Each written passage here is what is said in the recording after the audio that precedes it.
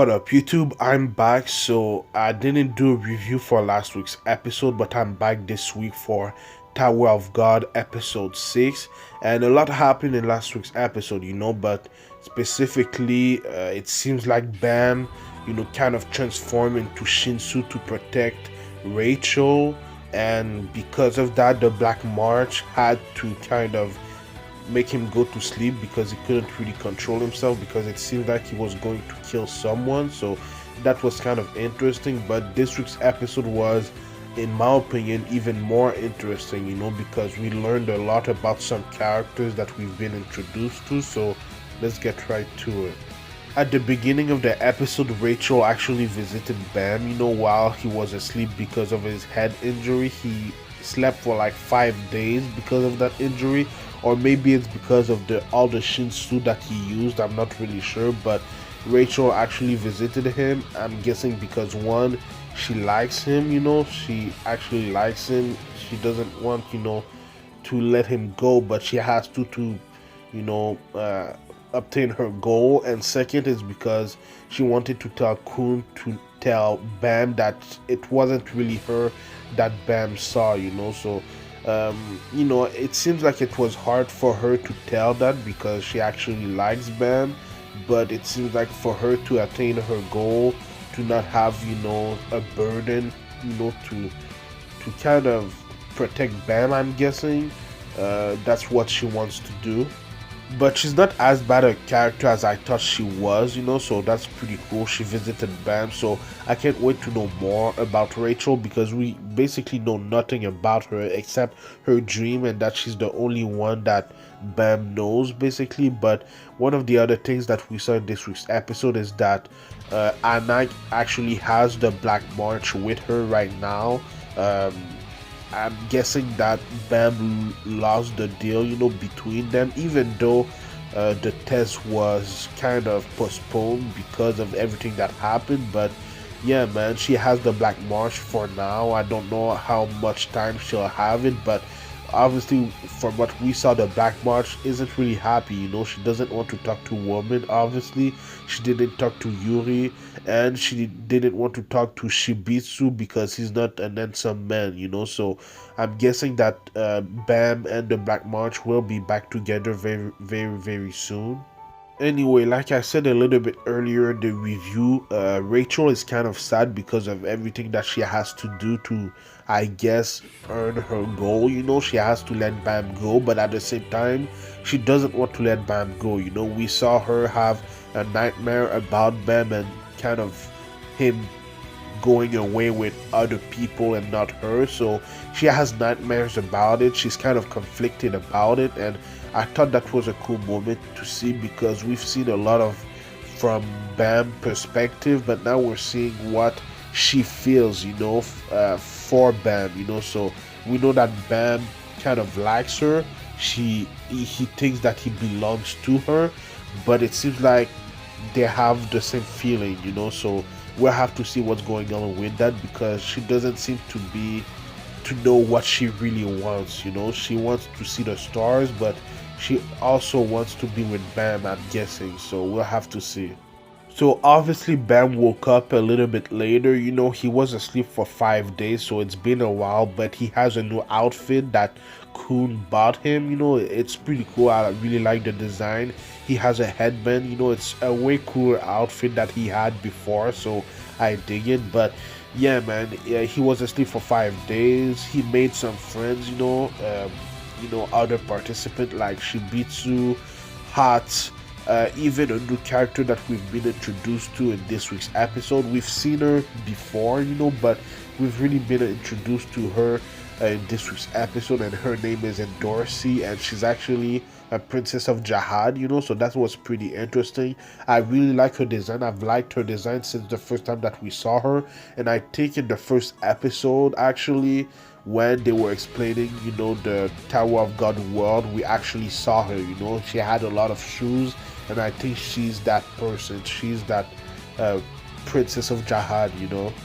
So there wasn't really a test in this week's episode, but there was some teaching from Les Roro, for Bam, Kun, and everyone else. We learned a lot of things. we learned that they'll have to have position for the future tests that they're gonna pass, and this position is fisherman, spear bearer, light bearer, scout, and wave controller. I'm not gonna talk about all of the position right now, but one of the position that I'm gonna talk about is wave controller, because that's what BAM is. It's not really a surprise that BAM is a wave controller. We saw in one of the first tests that when Leroro made a barrier, the barrier didn't push BAM back, so that was really interesting. And then in last week's episode, he actually kind of transformed into Shinsu, so that was also pretty interesting. So I'm really not surprised that BAM is a wave controller. I really want to see how strong he can become in just like 2 episodes, because Shinsu is the source of power of the Tower of God, so it's gonna be pretty interesting to see. Anyhow, let's talk about Anaak and Dorsey, because in my opinion they were the most important part of the episode, and ever since we were introduced to Dorsey, she's been pretty shady toward Anaak, and in this week's episode we learned a lot about their kind of relationship, so let's get right to it, man. It was pretty interesting. First of all, they were training, and Anaak went right after Dorsey from the jump, so I thought that was funny. But while they were training, we got a little glimpse about what Kun was doing. It seems like he's a scout, so that's why he knows a lot about the people that are doing tests, so he's a scout, and it seems like he has a lot of information about everyone except like BAM and Rachel. He said about BAM and Rachel that they don't have a lot of information, they don't have a lot of data about them, so I thought that was pretty interesting. But one of the other things that I thought was pretty interesting is that he said that Anaak was dead while she was fighting in Dorsey, so that was pretty interesting. But something that we learned is that Anaak isn't actually Anaak, she's the daughter of the real Anaak, so that's what Dorsey said.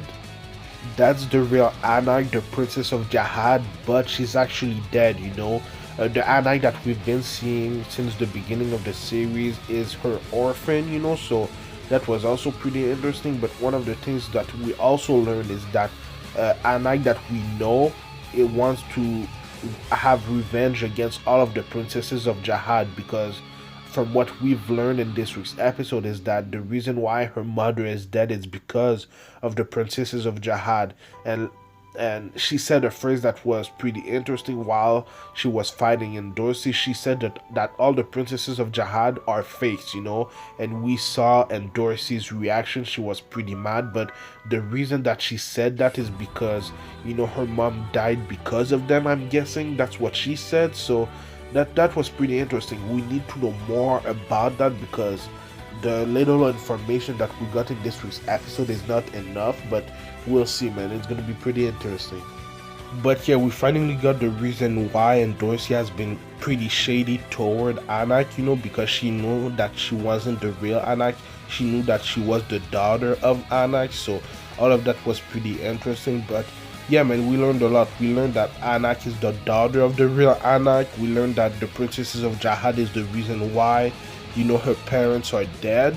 So all of that was kind of crazy. And it also seems from the flashback, it seems like her mother wasn't really happy. There was something going on with her father or something like that. So we'll have to see about that. But yeah, man, I really want to know more about Anaak and her mother, because it was really cool, a really cool story. So yeah, let me know what you thought about this week's episode in the comments down below. Let me know what you think is gonna happen next. I usually do anime reviews every week, but because of the pandemic, because of the virus, a lot of animes that I review have been postponed, so I have to wait for that. But hopefully the world will go back to normal really soon, because it's been weird, man. It's been a weird year already. But yeah, man, follow me at Anime Specialist on Twitter and Instagram, and like, comment, subscribe. It would help my channel a lot, man. So thank you for watching, and I'll see you in the next week's Tower of God review. Peace.